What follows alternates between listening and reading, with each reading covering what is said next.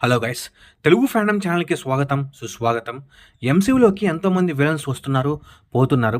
కానీ Thanos character create చేసిన ఇంపాక్ట్‌ని మాత్రం ఏ ఒక్క విలన్ క్యారెక్టర్ కూడా మ్యాచ్ చేయలేదు.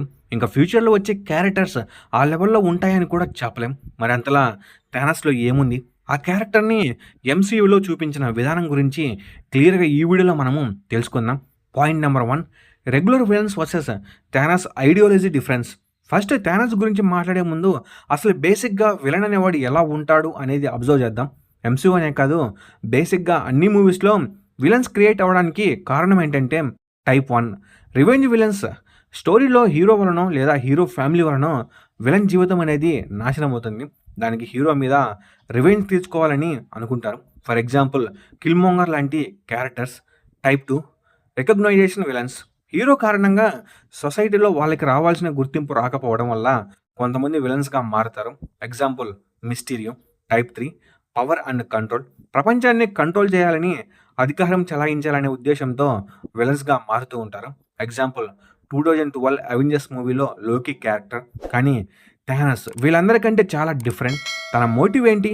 ఓవర్ పాపులేషన్ వల్ల టైటన్‌లోని ప్రజలు రిసోర్స్ సరిపోలేక ఆకలితో చనిపోతారు.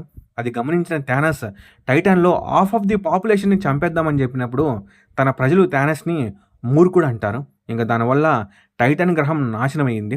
తను చెప్పినట్టు చేసుంటే టైటాన్ ప్లానెట్ నాశనం అయ్యేది కాదని నమ్మి ఇంక ఏ ప్లానెట్‌కి కూడా ఆ సిట్యుయేషన్ రాకూడదని యూనివర్స్‌లో బ్యాలెన్స్‌ని మెయింటైన్ చేయడానికి ఇన్ఫినిటీ స్టోన్స్‌తో స్నాప్ చేసి యూనివర్స్‌లోని హాఫ్ ఆఫ్ ది పాపులేషన్‌ని డస్ట్ చేయాలని డిసైడ్ అవుతాడు. ఇది ఎటర్నల్స్ మూవీలో కూడా కన్ఫర్మ్ చేశారు. ఒకవేళ థానస్ స్నాప్ చేసి హాఫ్ ఆఫ్ ది పాపులేషన్‌ని డస్ట్ చేయకపోతే ఎమర్జెన్సీ అనేది కంప్లీట్ అయ్యి టియామాట్ సెలెస్టియల్ పుట్టి భూమి నాశనం అయ్యేదని. అదే థానస్‌కి ఇంకా రెగ్యులర్ విలన్స్‌కి మధ్య తేడా. ఇక్కడ థానస్ కరెక్ట్ అయినా తను దాన్ని అమలు చేసే విధానం మాత్రం తప్పు. ఒక ముక్కలో చెప్పాలంటే మన 'బిజినెస్ మ్యాన్' మూవీలో సూర్యాభాయ్ లాగా. నా దృష్టిలో థానస్ విలన్ కాదు, ఒక anti hero. Point number 2 emotions and his moral values. మన థానస్ ఒక విలన్ అయినప్పటికీ రెగ్యులర్ విలన్స్ లాగా రాక్షసంగా బిహేవ్ చేయడు. తనకంటూ కొన్ని ఎమోషన్స్ ఉంటాయి. ఫర్ ఎగ్జాంపుల్ మన థానస్ స్టార్టింగ్‌లో టైటన్ లాంటి సిట్యుయేషన్ ఇంక ఏ ప్లానెట్‌కి రాకూడదని యూనివర్స్‌లో బ్యాలెన్స్ మెయింటైన్ చేయడానికి యూనివర్స్‌లోని హాఫ్ ఆఫ్ ది పాపులేషన్‌ని ఎలాంటి డిఫరెన్సెస్ చూడకుండా ఎలిమినేట్ చేయాలని డిసైడ్ అవుతాడు. అండ్ దానికోసం ఒక ఆర్మీని రెడీ చేసుకొని ప్రతి ప్లానెట్ మీదకి వెళ్ళి ఆ ప్లానెట్ పాపులేషన్‌లో సగం మందిని చంపేస్తాడు. ఈ ప్రాసెస్‌లో ఒకరోజు గమోరా ప్లానెట్ జెన్ ఉబేరిని అటాక్ చేసినప్పుడు తన అమ్మ కోసం వెతుకుతున్న యంగ్ గమోరాని చూసి ఎవరు బ్రతకాలో, ఎవరు చావాలని డిసైడ్ చేసే రైట్స్ తనకు లేవని రియలైజ్ అయ్యి అప్పటి నుండి ఇన్ఫినిటీ స్టోన్స్ గురించి తెలుసుకొని వాటిని వెతకడం స్టార్ట్ చేస్తాడు. ఇంకా గమోరా అండ్ నెబులాని అడాప్ట్ చేసుకుంటాడు. ఇంకా గమోరాని తన సొంత కూతురులాగా చూసుకుంటాడు. గమోరా 'గార్డియన్స్ ఆఫ్ ద గెలాక్సీ 1' మూవీలో థానస్‌ని మోసం చేసినా తనని ఏమీ చేయడు. ఆఫ్‌కోర్స్ సౌల్ స్టోన్ గురించి తెలుసుకోవడం కోసం థానస్ తనని వదిలేశాడని అనుకున్నా అదే థానస్ ప్లేస్‌లో ఇంక ఏ విలన్ క్యారెక్టర్ ఉన్నా అంత వ్యాలిడ్ ఇన్ఫర్మేషన్ తెలుసు కాబట్టి గమోరాని వాళ్ళ దగ్గరే బంధించి ఉంచుకుంటారు. కానీ థానస్ అలా చేయడు. గమోరా తన లైఫ్‌ని తన ఇష్ట ప్రకారం జీవించాలనుకుంటుంది అని అర్థం చేసుకుంటాడు. మళ్ళీ ఇన్ఫినిటీ వార్‌లో గమోరా అవసరం వచ్చేంత వరకు తన జోలికి కూడా పోడు. ఇలా థానస్‌కి ఎమోషన్స్ కూడా ఉన్నాయి కాబట్టి ఇన్ఫినిటీ వార్‌లో గమోరాని సాక్రిఫైస్ చేసినప్పుడు థానస్ కళ్ళల్లో బాధనే మనము క్లియర్‌గా అయితే అబ్జర్వ్ చేయొచ్చు. ఇక్కడే థానస్ గురించి ఇంకో విషయం కూడా తెలుస్తుంది. తను అనుకున్న లక్ష్యాన్ని చేరుకోవడానికి థానస్ ఎంత దూరమైనా వెళ్తాడు. ఇన్ని రోజులు పెంచిన కూతుర్ని కూడా సౌల్ స్టోన్ కోసం సాక్రిఫైస్ చేస్తాడు.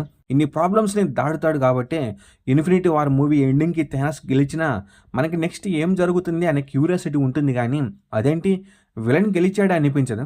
ఇంక థానస్ విలన్ అయినప్పటికీ తనకి కొన్ని మోరల్ వాల్యూస్ ఉంటాయి. థానస్ ఇచ్చిన మాటని తప్పడు. ఫర్ ఎగ్జాంపుల్ 'ఇన్ఫినిటీ వార్' మూవీలో డాక్టర్ స్ట్రేంజ్ టైమ్ స్టోన్ ఇస్తే టోనీని చంపకుండా వదిలిపెడతాడు. Point 3 patience waiting for Odin's death. థానస్‌కి చాలా పేషెన్స్ ఉంటుంది. ఎన్నో సంవత్సరాలుగా తను అనుకున్న లక్ష్యాన్ని సాధించడం కోసం కష్టపడతాడు. ఇన్ఫినిటీ స్టోన్స్ ఎక్కడున్నాయో తెలిసినా వాటిని దక్కించుకోవాలని తను 9 రెలమ్స్‌లో ఎక్కడ అటాక్ చేసినా ఆ 9 రెలమ్స్‌కి సేవియర్ అయిన ఓడిన్ వచ్చి తనని చంపేస్తాడని థానస్‌కి తెలుసు. ఇంకప్పుడు తన లక్ష్యం నెరవేరదు. కాబట్టి ఓడిన్ చనిపోయేంత వరకు లోకి అండ్ రోనిన్ లాంటి వాళ్ళను తన ద్వారా ఇండైరెక్ట్‌గా ఇన్ఫినిటీ స్టోన్స్‌ని దక్కించుకోవాలని చూస్తాడు. ఎప్పుడైతే థోర్ రాగ్నరాక్ మూవీలో ఓడిన్ చనిపోతాడో అప్పటి నుండి థానస్ డైరెక్ట్‌గా ఇన్ఫినిటీ స్టోన్స్ కోసం అటాక్ చేస్తాడు. ఎంతైనా అన్ని సంవత్సరాలు ఒకే విషయం మీద ఫోకస్ చేయడం అంటే మామూలు విషయం కాదు. ఇక్కడే థానస్ యొక్క విల్ పవర్ ఏంటో అర్థమవుతుంది. అసలు మనము కరెక్ట్‌గా అబ్జర్వ్ చేస్తే ఇవన్నీ హీరోస్‌కి ఉండే క్వాలిటీస్. మేబీ థానస్ క్యారెక్టర్‌కి ఇప్పటికీ అంతలా కనెక్ట్ అవ్వడానికి కారణం ఇదేనేమో. Point 4, respect for enemies. ఈ క్వాలిటీ ఉన్న విలన్స్ అసలు చాలా రేర్. నార్మల్‌గా విలన్స్ వాళ్ళ ఎనిమీస్‌ని చాలా తక్కువ అంచనా వేస్తారు. వాళ్ళకి రెస్పెక్ట్ ఇవ్వరు. కానీ థానస్ మాత్రం తన ఎనిమీస్‌కి రెస్పెక్ట్ ఇస్తాడు. వాళ్ళని తక్కువ అంచనా వేయడు. ఎగ్జాంపుల్‌గా చెప్పాలంటే 'ఇన్ఫినిటీ వార్' మూవీలో టోనీ థానస్‌తో ఫైట్ చేసేటప్పుడు థానస్ టోనీతో Stark, "you have my respect. You are not the only one who cursed with knowledge" అని చెప్తాడు. ఇక్కడ థానస్ ముందు టోనీ జస్ట్ ఒక నార్మల్ హ్యూమన్ బీయింగ్. తనకి థానస్ రెస్పెక్ట్ ఇవ్వకపోయినా ఏమీ కాదు. కానీ థానస్ అలా చేయడు. నార్మల్ హ్యూమన్ అయ్యి ఉండి కూడా థానస్ తన చిటోరి ఆర్మీ షిప్‌ని డెస్ట్రాయ్ చేశాడు. ఇంకా ఇప్పుడు ఏకంగా తనతోటే ఫైట్ చేస్తున్నాడు. ఇంకా తన వరల్డ్‌ని సేవ్ చేయడానికి ఏమైనా చేస్తాడు. సేమ్ టోనీ కూడా థానస్ లాంటి వాడే అని గుర్తించి థానస్ టోనీకి రెస్పెక్ట్ ఇస్తాడు. ఇంకా అదే 'ఇన్ఫినిటీ వార్'లో ఈ యూనివర్స్‌ని సేవ్ చేయడం కోసం మైండ్ స్టోన్‌ని డెస్ట్రాయ్ చేసి విజన్‌ని కోల్పోయిన వాండాని చూసి థానస్‌కి తన సౌల్ స్టోన్ కోసం గమోరాని సాక్రిఫైస్ చేయడం గుర్తు వచ్చి వాండాని అప్రిషియేట్ చేస్తాడు. ఇంకా అదే టైంలో కెప్టెన్ అమెరికా థానస్‌ని ఆపడానికి వచ్చినప్పుడు ఒక షాకింగ్ ఎక్స్‌ప్రెషన్ కూడా ఇస్తాడు. దీనికి కారణం వాండా లాంటి పవర్‌ఫుల్ క్యారెక్టర్స్ కూడా థానస్‌ని ఏమీ చేయలేకపోవడాన్ని చూసి కూడా ఒక నార్మల్ హ్యూమన్ సూపర్ సోల్జర్ అయ్యుండి తను ఏమీ చేయలేని తెలిసినా కూడా థానస్‌ని ఆపడానికి వచ్చిన కెప్టెన్ అమెరికా ధైర్యాన్ని చూసి థానస్ ఇంప్రెస్ అయ్యాడు అని రూసో బ్రదర్స్ అయితే కన్ఫర్మ్ చేశారు. Point number 6, no greed after victory, destroying ultimate power. థానస్‌కి అధికారం చెలాయించాలని, ఈ ఓన్లీ రూల్ చేయాలని ఆశ లేదు. 'ఇన్ఫినిటీ వార్' ఎండింగ్‌లో ఆల్ ఇన్ఫినిటీ స్టోన్స్‌ని యూజ్ చేసి స్నాప్ చేయడం ద్వారా యూనివర్స్‌లోని హాఫ్ ఆఫ్ ది పాపులేషన్‌ని డస్ట్‌గా మార్చేసిన తర్వాత ఇంకా ఇన్ఫినిటీ స్టోన్స్ తన దగ్గర ఉంచుకుంటే వాటి పవర్ థానస్‌ని టెంప్ట్ చేస్తుందని ఇన్ఫినిటీ స్టోన్స్‌తో మళ్ళీ స్నాప్ చేసి వాటిని సబ్ అటామిక్ లెవెల్‌కి స్ట్రింగ్ చేస్తాడు. అసలు రూసో బ్రదర్స్ ఏమనుకుని ఎంసీయూలో థానస్ క్యారెక్టర్‌ని క్రియేట్ చేశారో, ఇంకా థానస్ గురించి చెప్పుకుంటూ పోతే వీడియో లెంత్ గంటైనా కూడా ఆశ్చర్యం లేదు. అంత మంచి విలన్ క్యారెక్టర్‌ని క్రియేట్ చేశారు. మరి ఇప్పుడు అసలు ఎంసీయూలో థానస్ తర్వాత వచ్చిన విలన్స్ ఎవరో కూడా ఎందుకంత ఇంపాక్ట్ ఇవ్వలేకపోతున్నారు? మనం ఫ్యూచర్‌లో థానస్ లాంటి విలన్‌ని ఎంసీయూలో చూసే ఛాన్స్ ఉందా లేదా అనేది మాట్లాడుకుందాం. 'ఇన్ఫినిటీ సాగా' తర్వాత మల్టీవర్స్ సాగాలో వచ్చే విలన్స్ ఎవరు కూడా అంత ఎఫెక్టివ్‌గా లేకపోవడానికి కారణం ఈ సాగా మొత్తానికి మెయిన్ విలన్ అయిన కాంగ్. ఎందుకంటే కాంగ్‌కి ప్రాపర్ సెటప్ జరగలేదు. కొన్ని అనుకోని కారణాల వల్ల ఇంకా మనకి ప్రాపర్‌గా చూపించింది 'హీ హూ రిమైన్స్' లాంటి మంచి వేరియంట్స్‌ని మాత్రమే. వాళ్ళు మల్టీవర్స్ గురించి ఎక్స్‌ప్లెయిన్ చేయగలిగారు కరెక్టే. కానీ ఫస్ట్ టైం చూసేటప్పుడు తెలియనోళ్ళకి ఎవరికైనా సరే థానస్ కంటే పెద్ద విలన్ అన్నారు కదా అనే ఎక్సైట్‌మెంట్‌తో చూసేశారు. కానీ వీడేంటి కామెడీ పీస్‌లా ఉన్నాడనిపిస్తుంది. అయినా కాంగ్‌కి వాడి వేరియంట్స్ అంటేనే భయం. మిగతా వాళ్ళెవరన్నా భయం లేదు. అంటే అసలు చూసే వాళ్ళకి ఇంట్రెస్ట్ ఎలా ఉంటుంది? ఈజీగా వాడికి కావాల్సిన టైమ్‌లన్నీ ఎరేస్ చేయగలిగాడు కాబట్టి అవెంజర్స్ కూడా ఎంతలే అన్నట్టు ఉంటుంది. ఓకే. బట్ 'లోకి' సిరీస్ ఎండింగ్ ద్వారా సాలిడ్ స్టార్ట్ అయితే దొరికింది. ఇంకా ఆ తర్వాత 'యాంట్-మ్యాన్ అండ్ ద వాస్ప్: క్వాంటమైనర్'లో అసలైన కాంగ్‌ని చూపిస్తారు.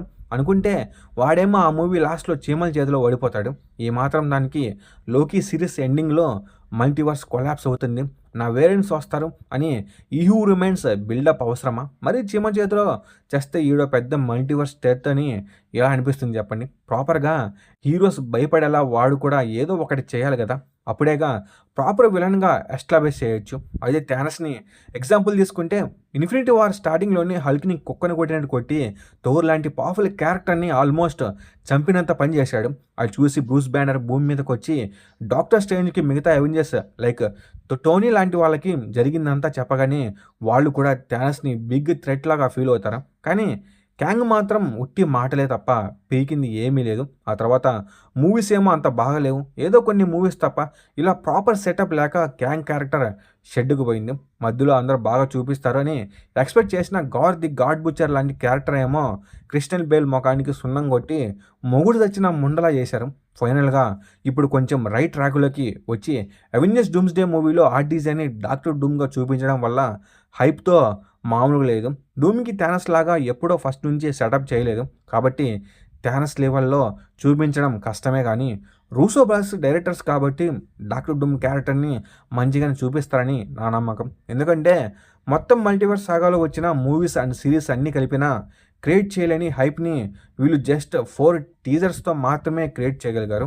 ఇంకా థోర్ అండ్ సైక్లోప్స్ లాంటి పవర్‌ఫుల్ క్యారెక్టర్స్ భయపడుతున్నట్లు టీజర్స్‌లో చూపించి డాక్టర్ డూమ్ క్యారెక్టర్‌కి మంచి సెటప్ చేశారు. ఇంక ఇది గైస్ వీడియో. మీ ఫేవరెట్ విలన్ ఎవరో కామెంట్ చేయండి. ఖచ్చితంగా థానోస్ అయితే మాత్రం అందరు కామెంట్స్‌లో థానోస్ అని కామెంట్ చేయండి. ఇంకా ఈ వీడియో మీద మీ థాట్స్ కామెంట్ చేయండి. అలాగే ఈ వీడియో మీకు బాగా నచ్చినట్లయితే లైక్ చేయండి, షేర్ చేయండి, సబ్స్క్రైబ్ చేసుకోండి. నేను మీకు లైక్ సబ్స్క్రైబ్ మాత్రమే. Okay, bye guys.